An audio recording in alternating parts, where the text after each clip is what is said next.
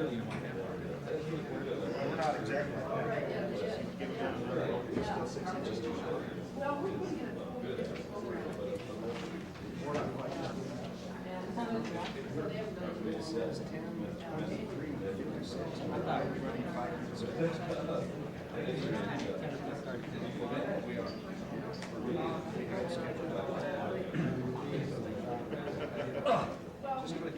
Stepped on and tried to get myself. I'm Pat Tucker. I work for the National Wildlife Federation in town here, and I've been asked to moderate this session on watchable wildlife in the schools. Ethan, I talked a little bit to him before this program started, and I think what we both discussed and what we both agree on is that this watchable wildlife is a tremendous resource for the schools. Kids and adults, everybody likes living things, and a video is great and photographs are great, but the actual living animal is something else, and that's where watchable wildlife and wildlife viewing comes in. Teachers are really interested in bringing, they know what kids are interested in, and so they're real interested in having us as resource specialists come into their classrooms and give them ideas about how they can bring these living animals, bring their kids in contact with these living animals. The problem is that a lot of us are not teachers, we're biologists and that sort of thing, and we really need to be cooperating with the educators on developing these programs. They know what the kids want, they know how to deliver it to the kids, we know the facts and figures. So Ethan combines his educational background in biology and with his experiences in teaching in both the classroom and outdoors to develop effective curriculums and programs for schools. Ethan now works as a wildlife interpreter for California Fish and Game at the Blue Sky Ecological Reserve near San Diego. And I guess without further ado, go ahead. I would appreciate it if everybody would fill out an evaluation form before you leave this room. They're on the back there. Thank you, Pat. Good morning. Hopefully as you all came in, you grabbed the handouts along the table in the back of the room. If you didn't, you might want to get up now and get them. You will be using them during the presentation today. How many of you were in the session before this by Patty Riley on education? Okay, Patty Riley talked about, from U.S. Fish and Wildlife Service, took education and educational program on a really broad level and dealt with some general things that we can do. Today we're going to really narrow that focus down in the next hour and a half and look specifically at how we as wildlife biologists, as wildlife experts, can provide quality programs to schools. Now, how many of you have ever had this experience? You go coffee drinker, a tea drinker, you go and you grab the carafe off the electric coffee maker and you go to pour it, and it kind of dribbles down the side and kind of gets on the table and on the foot. And it doesn't matter if it's your first time using that pot of coffee or if it's the fifth time, the third cup in the morning, the fifth week you've had that pot. You grab the pot, you pour it, and the coffee kind of goes down on your clothes. Anybody have that experience? Yeah, okay, we've all had it. I've been developing and implementing, delivering programs for schools for the last 14 years, and I've been doing this at a variety of sites, including parks, museums, wildlife areas, ecological reserves. Now, in that time, my programs, in the early part, my programs were developed on one of a couple things. I would look at the group and I would choose what we were going to talk about based either on my level of interest or my level of knowledge, and they didn't always mesh, or on a particular aspect of our museum or of our wildlife area. As an example, when I worked at one facility, we had a very nice exhibit on the Tule elk. It was in the Central Valley of California, a rather large diorama on Tule elk. And every school child, kindergarten through 12th grade, who came through that museum got about a 10 to 20 minute dissertation on Tule elk. Where they lived, what happened to them, their life history, what happened when the 49ers came in, the importance of the Native Americans, how they literally came to the brink of extinction, and how now they're recovering. Every kid who came through got a little talk on that. For years I continued developing my programs based on this, either on our facility or on my level of interest, and I thought I did a pretty good job at delivering programs. After all, I have a pretty good rapport with kids, and they would, smile and laugh at the programs. They would enjoy it. Teachers would generally give good evaluations. As I continued giving tours, I did notice a repeating pattern, that I would have the same frustrations at the end of the tour. And if you're doing tours, maybe some of these are familiar to you. For instance, I would get frustrated because the children would come, the students would come completely unprepared. The teacher would not do any type of preparation in the classroom for their visit to my area. So the kids had no knowledge about what we were going to talk about. Likewise, I knew that 99.9% of these people would leave my area and never get another word of it in their classroom. There was no follow-through. So they're getting this 1.5 hour unrelated or experience unrelated to anything else they were doing in the classroom, and subsequently unrelated to their life in general. They would come to my area completely physically unprepared, educationally unprepared, physically. They would show up, we're ready to go for a hike, and they'd show up in open-toed shoes. We would go for a walk through the slough, through the mud, they'd show up in white tennis shoes. We would be ready to go outside on a cold day, they'd be wearing short sleeves, and I'm from California, short sleeve shirts and short sleeve pants. I also noticed the teachers weren't prepared, and the adults that came with them were unprepared. I kept noticing these same frustrations, yet I couldn't quite put it together. And it's kind of like the coffee pot. No matter how many times I grab the coffee pot, I pour it and it still dribbles down and gets on my pants and on my shoes. And no matter how many times I practice or I try with the wrist, the quick motions, or try and modify that coffee pot, it's always going to spill coffee. And it's always going to spill coffee because it was designed to not work properly. When the manufacturer of that developed, got the tie in there, huh? When the manufacturer developed that coffee pot, he never thought about the end user. And they used cheap materials or cheap tools. For some reason, they created that lip on that carafe so that the water or the coffee would adhere to the side and go down the front. I'd always get some coffee in my cup, but I'd always spill a whole lot more on the floor. Well, the same thing is true with our programs. Until we properly design our programs, we're never going to be able to maximize the potential with them. Schools are a tremendous opportunity for us. We have basically a captive audience, 33 kids at a time, or 30 kids, or 20, however many you have at a time. They are already learning sciences. They are there to learn, one, about the biological concepts we're teaching, but also to learn about our areas. There is tremendous opportunity for us as wildlife area people, as biologists, as managers, to look at what the schools are needing from our programs, what the students are already studying, tie our programs into that, to extend their learning process from this 1.5 hour isolated event into 2 or 3 week project.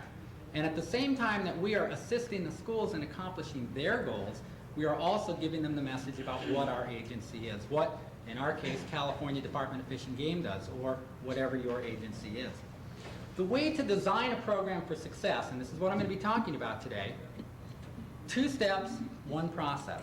Number 1, we have to get inside the head of teachers. We need to know what their educational goals are, what it is they are trying to teach at each grade level. We need to then tie our programs to that. We then need to develop for teachers, make sure that they have the types of resource materials that they need in order to bring you into the classroom for 3 weeks. And I don't mean literally you. I mean whatever your area is, whatever your agency is, to extend that learning process over several weeks. There's a process that we can accomplish all this. It will take some time on your part. We're going to go through it step by step today. A way that you can provide teachers with all this information, a process that will help you, the wildlife specialist, work with them, the educational specialists, to really put together a program that has a lot of impact on children. Today we're going to be talking about these 2 steps, coordinating your program to the learning objectives of schools, to developing teacher materials, and the process. Anytime during my talk today, we will do questions and answers at the end, but anytime during my talk, if you have questions, please just go ahead and throw up your hand. I'd love to hear what you have to say. Before I go any further, one of the handouts you should have gotten today should be yellow, although you might have a white one. The front of it says Watchable Wildlife Educational and Interpretation Goals. If you look at that for a minute, this is what these are the goals of the Wildlife Watch program, Watchable Wildlife program. If you flip to the second page, you have a worksheet. I'm going to put you to work here. I know for people in the back, the type on this is a little hard for you to read. What I'd like you to do is take a minute and do sections 1, 2, and 3 on this. I'm going to go ahead and talk and kind of walk you through it, but just go ahead and do it at your own pace. Number one, every agency has a mission, some sort of goal that we are trying to accomplish. Go ahead, write out what your agency mission is. If you don't know it, improvise. If you can't improvise, write what you think it should be. And if you don't work for an agency, back on the front page, I've put the mission of the California Department of Fish and Game. You can work for us today, okay? And you can just be real general in that. You don't have to get real specific.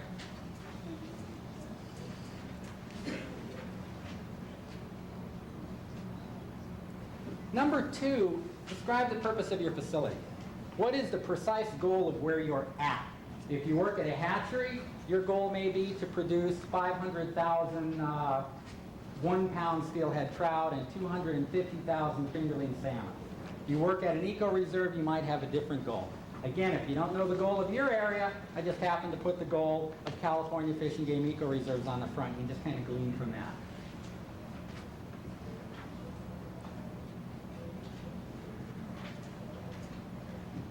And then the third thing on the lower portion of the page, on the column, if you're doing programs at your site already, go ahead and list 2, 3, 4 of the major topics or themes that you talk about at your area.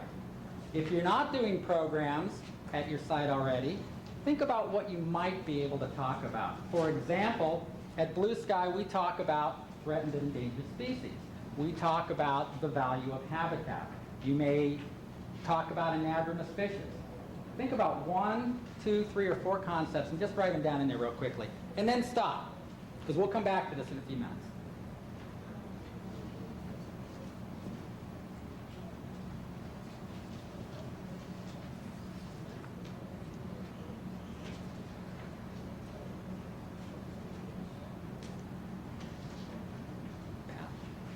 Pat, I'm going to need you over here in just a second. Thanks. There's some pens right there. Here's what? Pens right there. Okay, take about another half minute.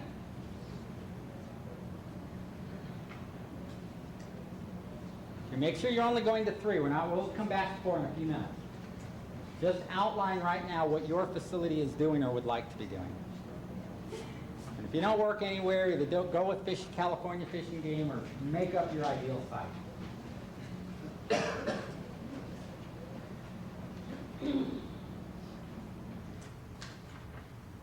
How many of you are currently offering educational programs for schools at your facility? Okay, good. How many of you are actually the people who are implementing those stories? Okay. How many of you know what a science framework is? I'm impressed. Very good. I've got 2 questions here. I'd like to get some information from you. If you can't read them, we're going to start with this question right here, and I'm going to ask you just to throw out some ideas, and Pat can write them down for us. We're a wildlife resource agency. Our primary interest is in preservation, conservation of wildlife and their habitats. Why are we delivering educational programs? What do we stand to gain? How do we justify providing programs to schools? This is a question for you. Yes? So future generations will conserve habitat also. Okay. You can paraphrase that any way you want. For future generations, why else are we providing school programs? How do we justify taking staff time away from resource management to deal with a busload of 3rd graders? It's an investment in making our jobs easier in the future. Okay, good. How is it an investment? How does it help A us? more informed public. Okay, it gets us a more informed public. There was a hand going up. Yes. They become more responsible in their behavior toward the environment. Hopefully they become more responsible in their behavior to the environment. How else? One of the selfish reasons is public relations. Okay, a selfish reason, public relations. How does it help us with the public? You're doing something for the schools, people see that. It gives us a positive image out there, a very visible and very positive image of our agencies. Yes? It's personally rewarding. Okay. It's personally rewarding. We're going too fast? No, we're going. Anything else? depend on the future support of our programs. Good, excellent.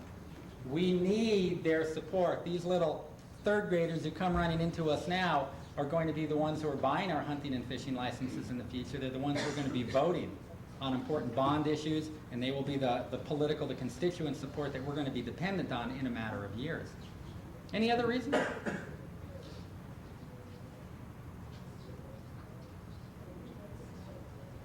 The one that's been alluded to, but I'd just like to say it a little more clearly, is that it assists us in accomplishing our management goals. Now, when we provide these programs, the next question, and this is why we do it, we as an agency have our own goals, our own reasons for wanting to do this. The schools come to us. Teacher gets off the bus, she gets on the bus actually with 30 some odd kids. It takes a lot of effort on his or her part to get the kids there, to get the bus, to get the funding for the bus, to get them on there, to get the parent permission slips. What do the schools want from us? When they show up, what is it that they're looking for? What do they expect from us? Good, thanks. We want the expertise, we want the resources. Are you a teacher? I'm a teacher. Okay, good. They want our expertise. I'm glad we have, are any other teachers? Okay, good. They want our expertise, they want our resources. These people are going to be able to check me because I'm going to tell you a lot about what teachers want.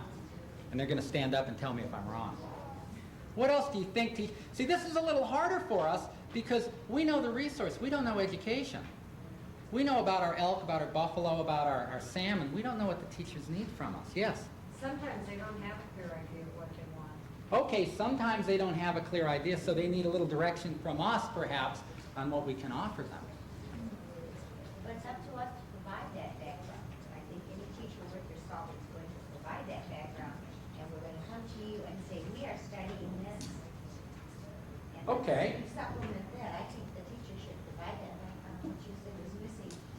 I agree. Her comment was, what's your name? Doesn't matter. Doesn't matter. Doesn't matter said that. Any teacher worth their salt is going to provide the background resources that they need. I think they should. I think they should too. However, my experience is that maybe most teachers aren't worth their salt. That's too bad. I think it is too bad, and actually, I don't believe that. But as a teacher, I don't need it. Most of us are really. I think, and we're going to talk about that, about teachers, but I would still say that there are many, there's a great opportunity on us as resource people to provide more for you. We'll come back around. If you still disagree at the end, boy, let's hear about it. Yes? They're looking for an experience out of the classroom. They're looking for an out-of-classroom experience out in the resource. Glenn, did you have your hand up? This is one that our people perceive sometimes. They throw it back to me that this teacher just wants their time to babysit their class. There are teachers like that who just want an hour and a half break. We come back away feeling used Yeah. because of the misunderstandings of some of these other issues. Anybody else have that experience in their areas? Where kids come totally unprepared, the teacher all but disappears? A good sign of that is when the teacher leaves when you start your program. Right. Right. Does that happen? Do teachers really do that? Yeah, unfortunately they do. Okay. Thank you, Pat. That embarrasses me, though. I think that would be in the minority. We don't find that very often. No, it is. It absolutely is a minority. We're not making a gross generalization, but it has occurred to some of us. I work for the California Department of Fish and Game. I'm in the Wildlands program. We are the Watchable wildlife program for the state of California. We are very fortunate. We have 10 sites that we've selected throughout the state, both wildlife areas and ecological reserves. Most of these sites we have staffed interpreters, staffed naturalists on site. We provide educational programs not only to schools but to the general public. At Blue Sky Ecological Reserve, which is in North San Diego County, that's where I'm at, we realize, or we look at schools and say they are going to be our single largest group of people coming through the reserve. I realize that Blue Sky is a tremendous resource to these schools. Blue Sky is no more a great resource to my schools than your area is to your schools. We have everything that the students are going to study in their sciences, everything they read about in their textbook, every great science video they see, every great science-related computer graphics display they do. We've got it, the real thing right on our area. We've got that opportunity for hands-on experiential learning right there on our area. We want the kids to come to us. My ideal program is not to have the kids show up with or without their teacher for an hour and a half. My idea of an ideal program is a 3-week extended process. When the kids arrive at my site, I don't want them arriving for the first time. I want them to have studied both blue sky and whatever concept or theme that we're going to study that day. Whatever we're going to look at that day, I want them to have done that in the classroom for at least a week prior. I also want to know that when they leave, those same concepts and themes that we're going to study are going to be gone over in the classroom. As a matter of fact, when they come to Blue Sky, I don't really want them to come to me to learn about these biological principles. I want them to come to me to explore and to test the theories and concepts that they've already learned in the classroom. I want my area to be that outdoor laboratory for them. I want the teacher to get off the bus with several parents, if possible, who are equally as prepared as the students. So when the kids when their feet hit the ground, literally, I want them to be running. I don't like to spend a lot of my program. I've got an hour and a half. These kids are in school for 13 years. I may get them for 1.5 hours at Blue Sky Reserve. Here I have this wonderful resource. I don't want to waste any of their time. It's much too valuable. I don't want to spend their time telling them about California Fish and Game, about Blue Sky. I don't really want to be going over the guidelines for behavior, you know, the squishing ants and picking leaves and poison oak and all that. I don't mind reviewing it, but I'd like them to know that. I also don't want to waste their time on my site going over the very basic biological concepts. I don't want to have to introduce the idea of habitat. What is a habitat? Well, a habitat is, I want them to come to that so we can do a quick review and then test those theories out in the classroom, or out in our area. Now, there's ways to do this. Education is not a random process. Sometimes we may think it is. When you go back to the very beginning of my talk, when I talked about how we choose our programs, well, we choose it about what we have in our area or what we feel comfortable with. Education, though, is not, and that's rather random. Education is not random. Most states set up an outline or a framework that teachers must follow in their teaching. And there's still a lot of room for creativity among the teachers, but there's still a framework. The state will develop, generally, a Board of Education. The Board of Education then divides learning into a group of subject areas such as math, science, social science, art. You can go on and on.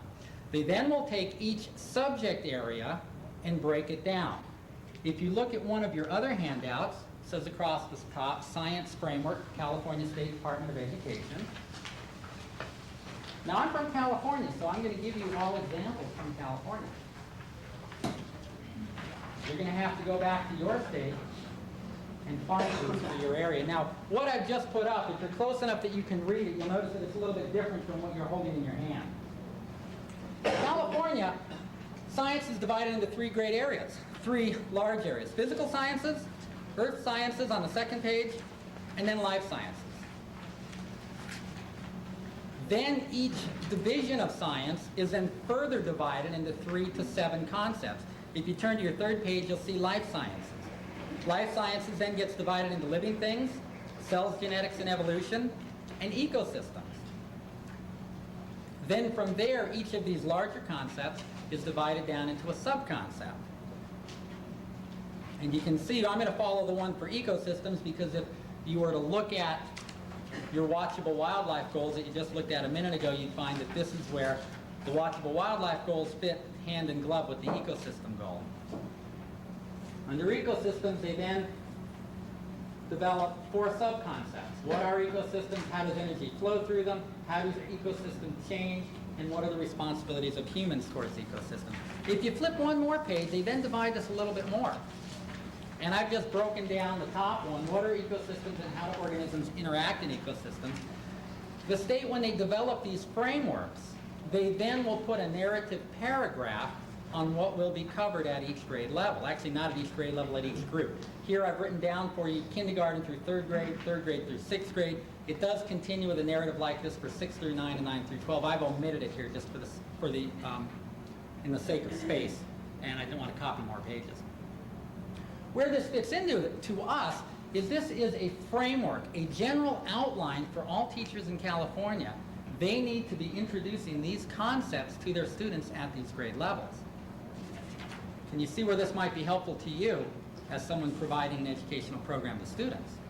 This is beginning to tell us what concepts, what sub-concepts, and what themes are appropriate at different age levels. Now, if you look at the pink piece of paper I gave you, this might even be more useful depending on your area.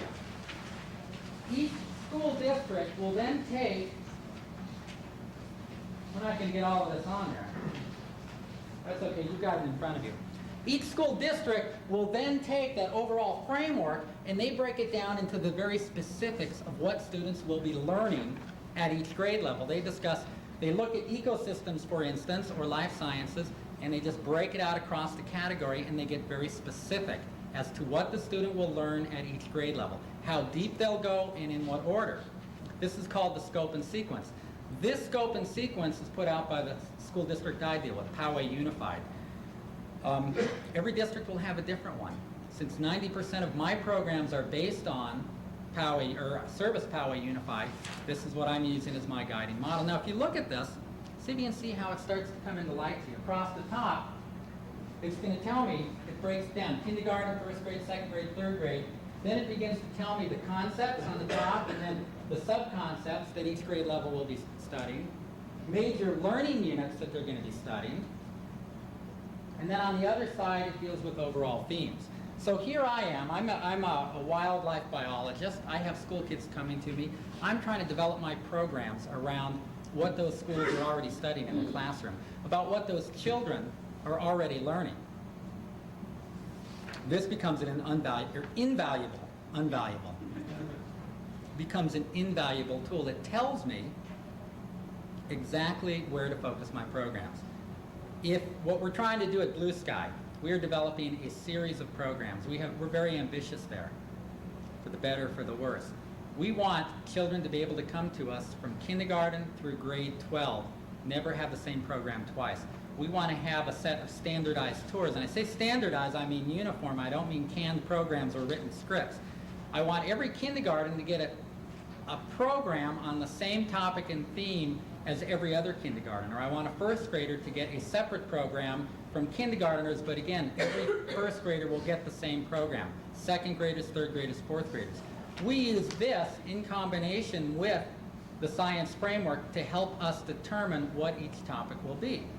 For example, as we develop our programs for third graders, I can read across this, then go back to my area and I can learn what those students are already going to be studying in their classroom.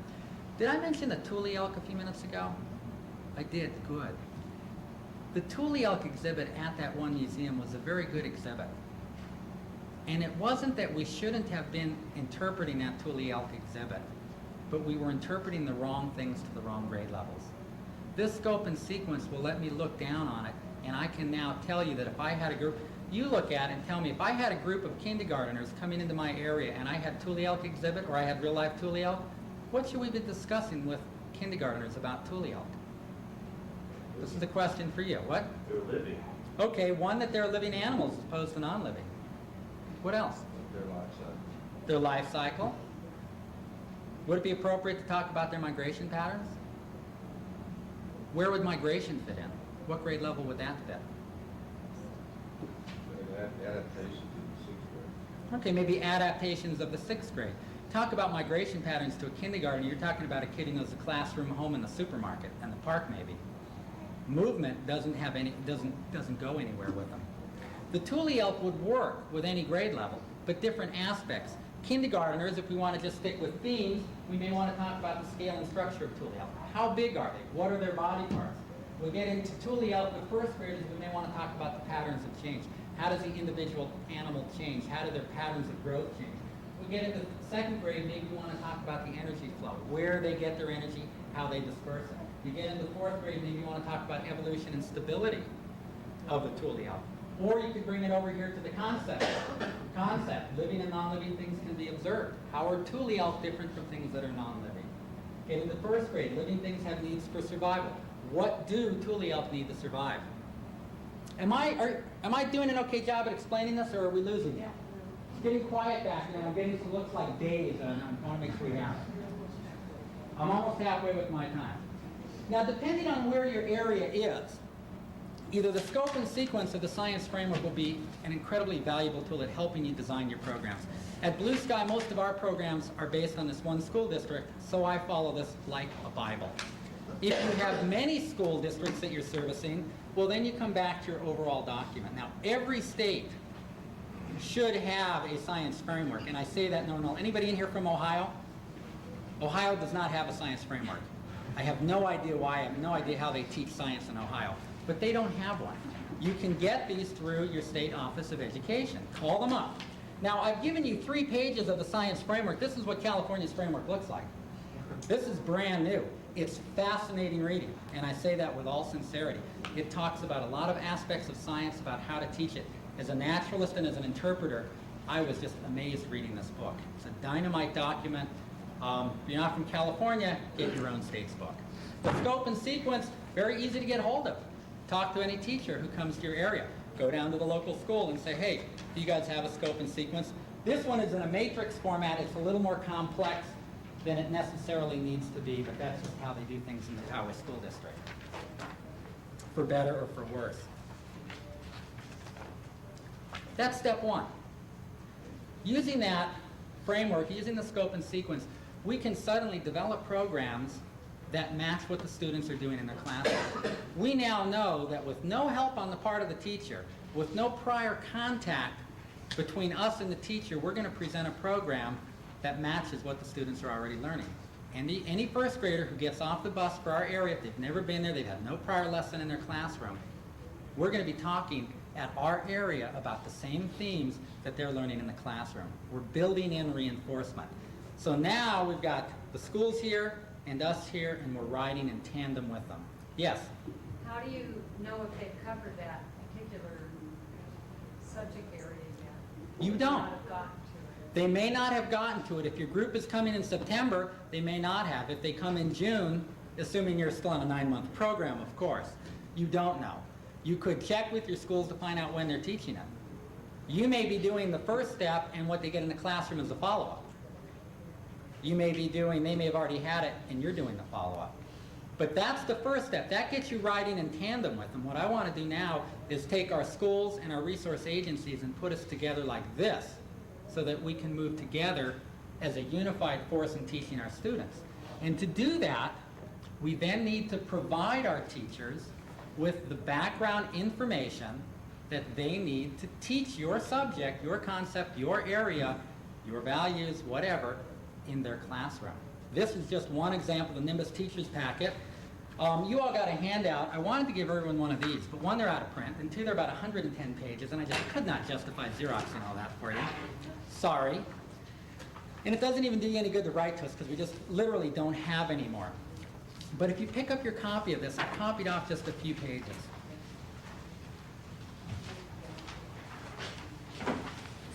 Third page in. These are the types of materials, it's a table of contents, that we feel are important for teachers to know. Background information.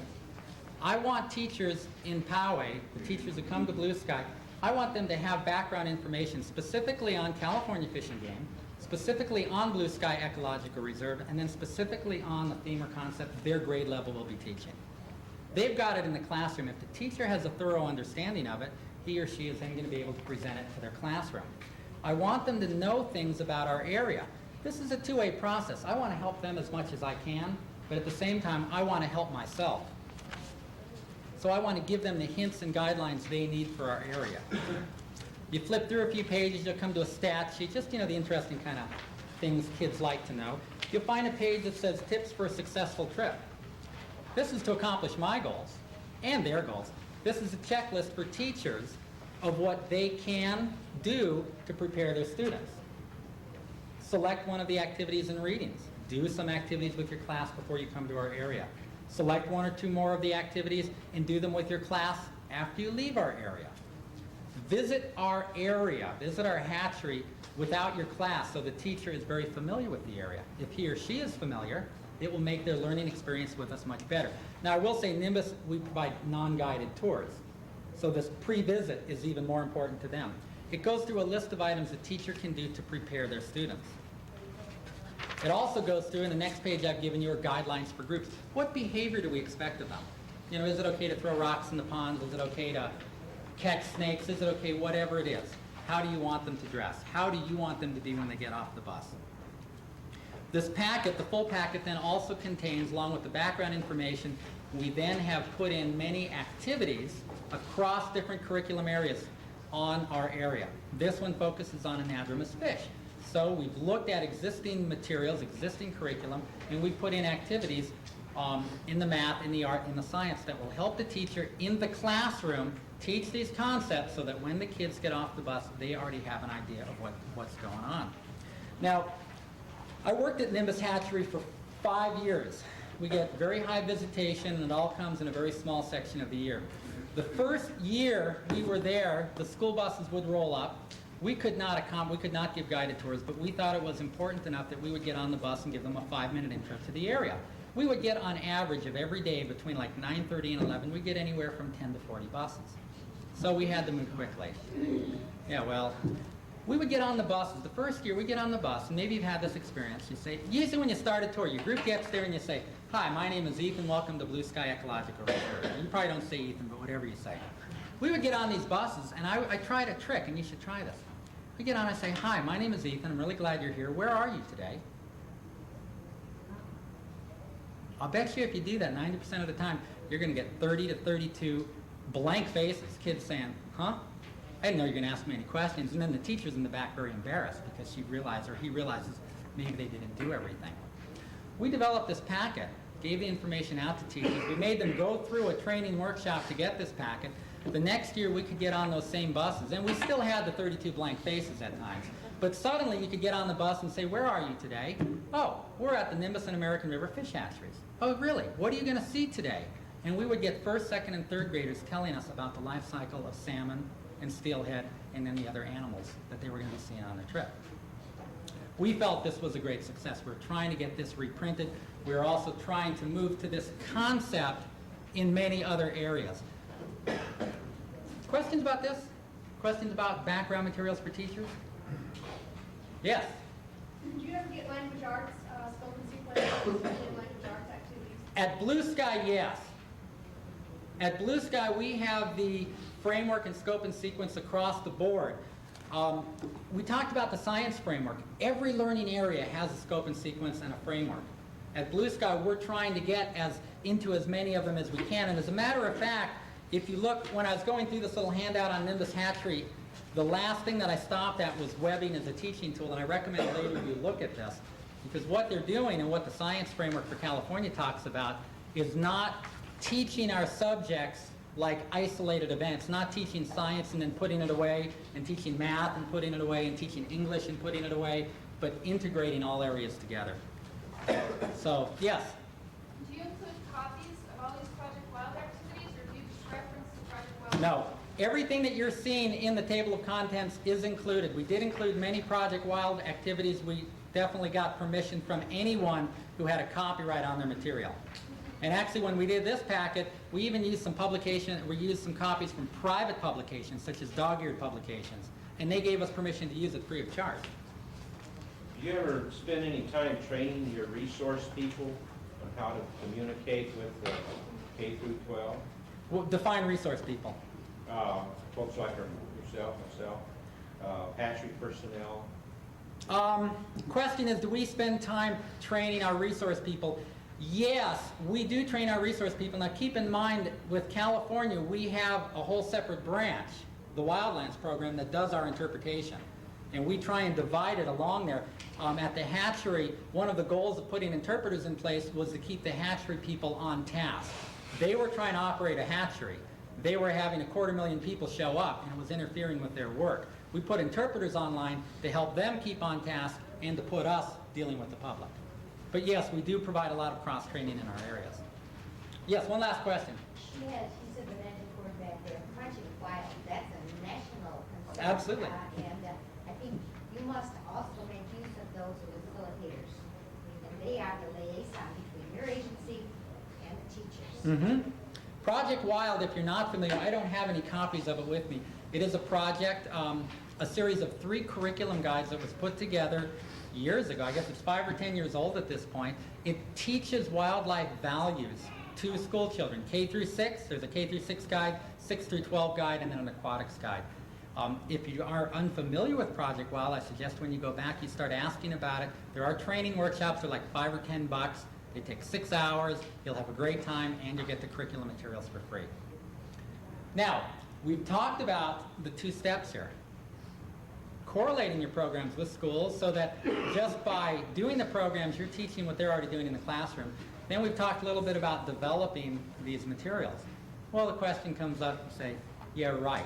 You know, I'm a wildlife biologist. I'm not an educator. I don't know how to develop these programs. I don't have the time to do that.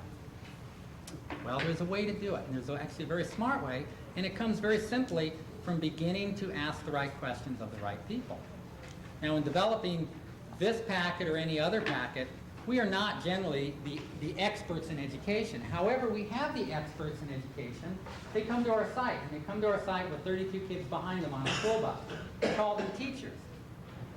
In developing materials or even programs for schools, it's important to start talking to these people, the customers of our services.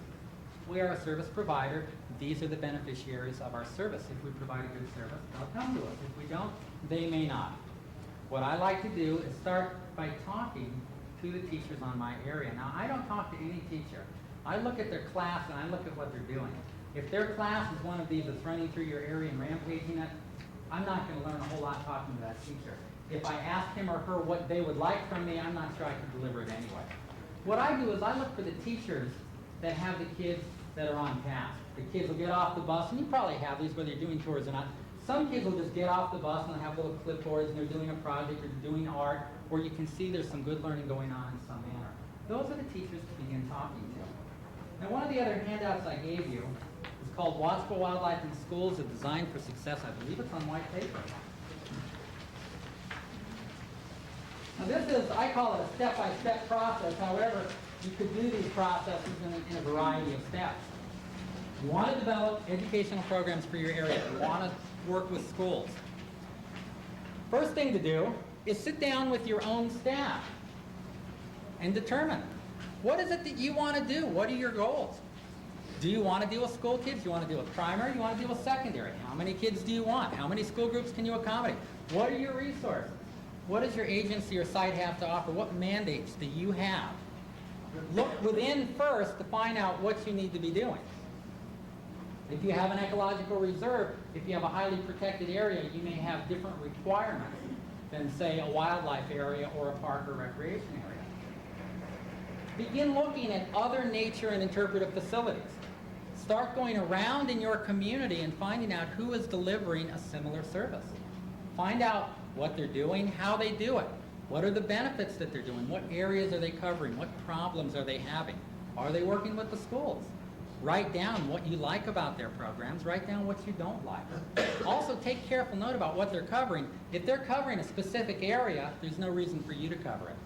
If there's only 2 outdoor facilities in your town or in your county, and they cover bison migration, then there's no reason for you to offer a similar program. There are too few of us across this country for any of us to be duplicating in a small geographical area.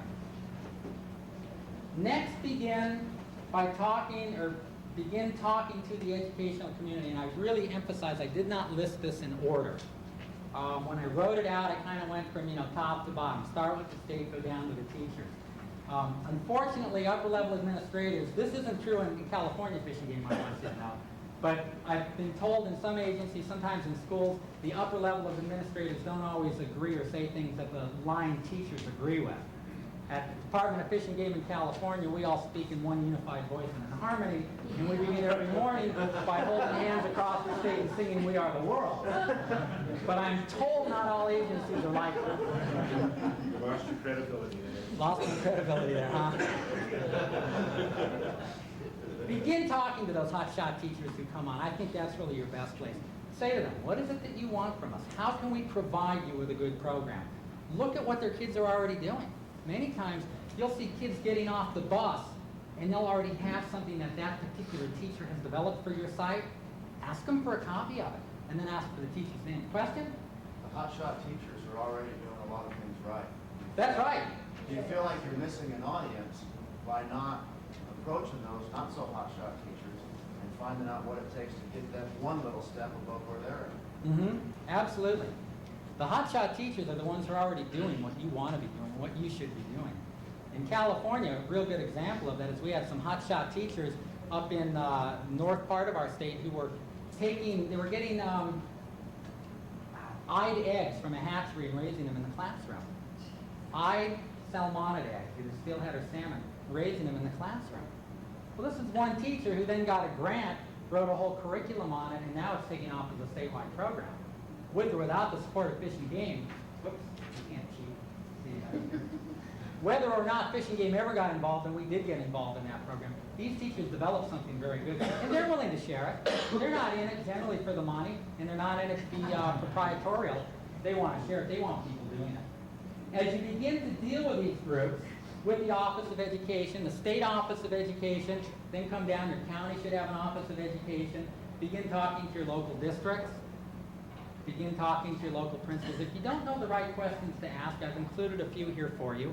If nothing else, get a pen and a paper, walk down to your local elementary school and plop down in the principal's office and say, "Hi, my name's Ethan. I work right down the road here. We'd really like to provide you guys with some programs. We'd really like to help you teach your sciences at our areas. What can we do?" You'll probably get a golden reception from them. My experience in dealing with principals and dealing with schools is too few people ever offer them anything, and they're more than willing to, one, allow you to offer them something, but also then to offer their services in return. As you begin talking to these principals, as you begin talking to teachers, my experience has been that many of them are going to say, you know, I'll go and I'll talk to a teacher's meeting and they'll start passing me notes, and I'll read the notes and it says, "I'd like to help you develop this curriculum. I'd like to help you do this." What we're doing is we're taking what the hotshot teachers are doing on an individual basis and we're standardizing it, making it available for every teacher. And then begin looking at what your educational guidelines are. What is your state science framework? What are your local districts, scopes, and sequences? These can be really well evaluated by your teachers. They may not, you may muddle through them because you don't have the educational background. Right now, as we speak, it's about 10, 11 o'clock in California. I have a group of teachers who are meeting in a school in Escondido, California, and they are reviewing the scope and sequence for Poway Unified for the Catholic schools. They're reviewing the goal statement for Fish and Game for Blue Sky Ecological Reserve, and by 1 o'clock this afternoon, they are going to be able to hand me a piece of paper that says what they would like us to be providing to their schools, what types of programs I should be offering to them. That's pretty nice. I'm doing this in Escondido, California, but I'm in Montana. Now, I may not agree with or like everything they say, so it is a give and take process, and we will work together with it. I find it truly amazing that I can be doing this from so far away.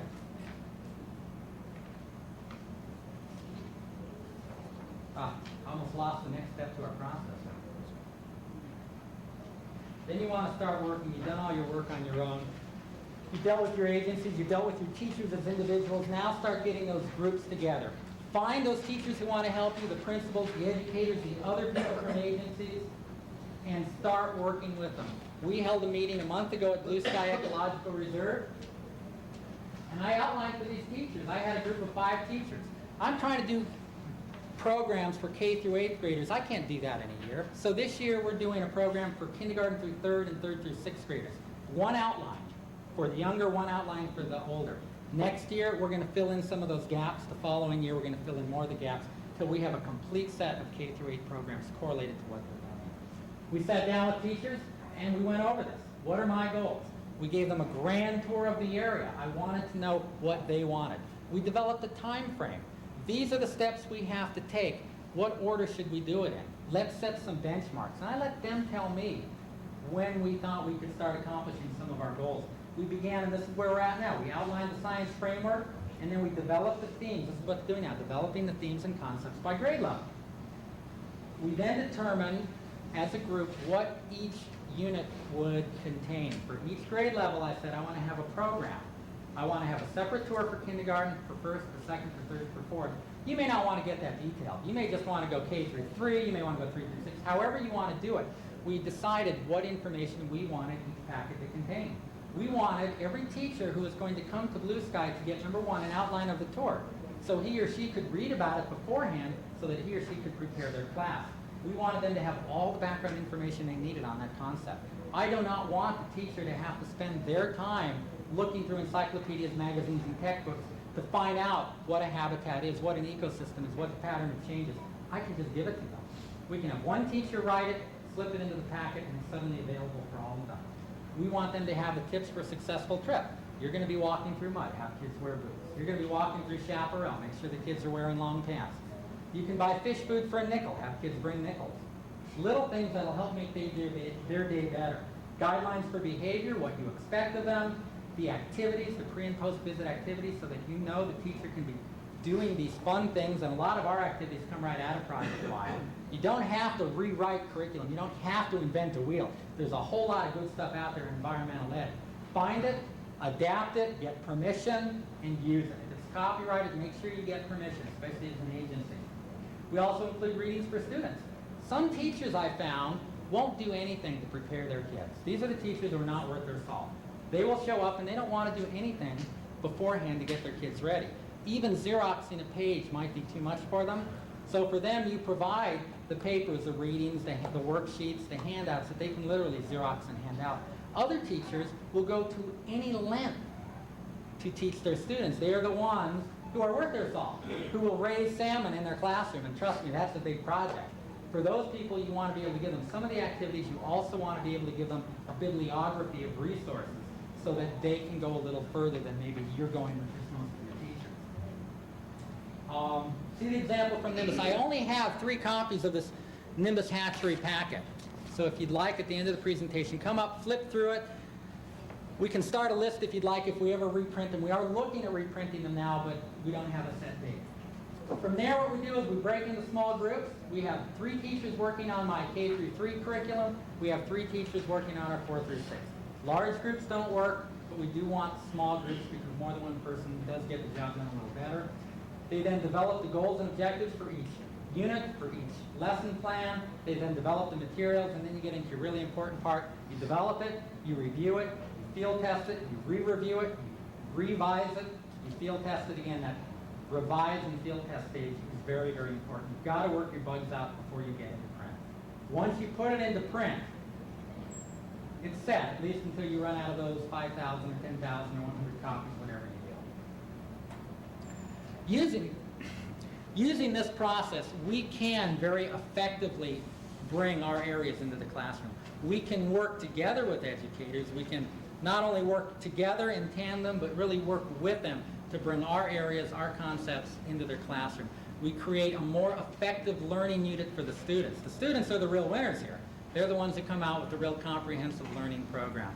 We also are assuring that what we're doing is helping teachers accomplish their mandated learning requirements. We're also promoting our own agency at the same time. I want to thank you very much for allowing me to come in and speak. I do have time for some questions, I believe.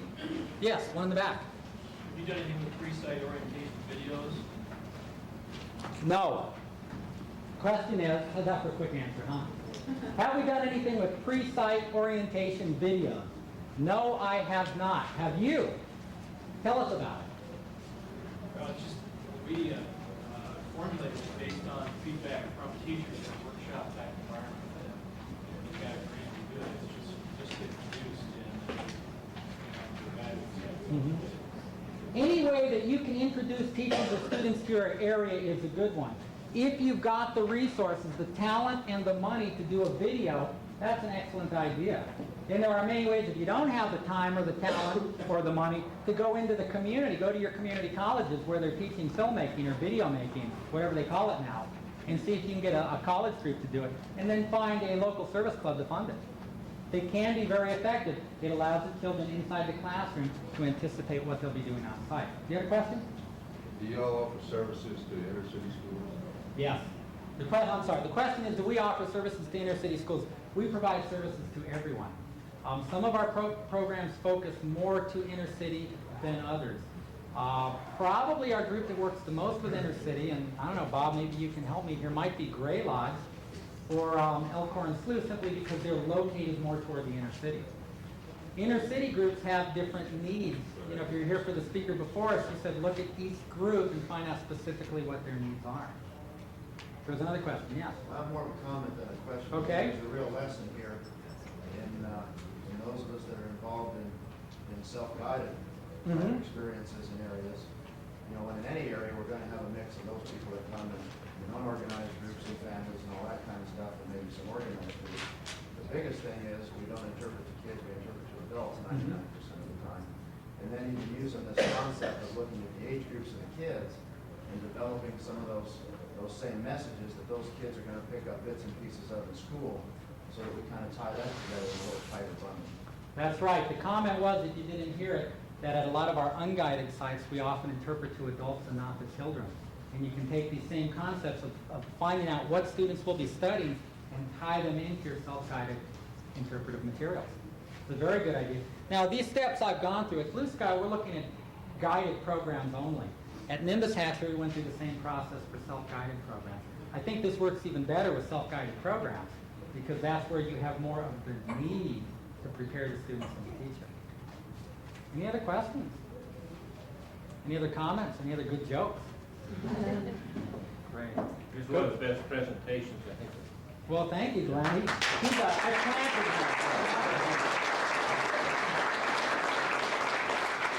that. The one thing, if you leave this room with no other thought in your mind, this is the one thing I want you to know.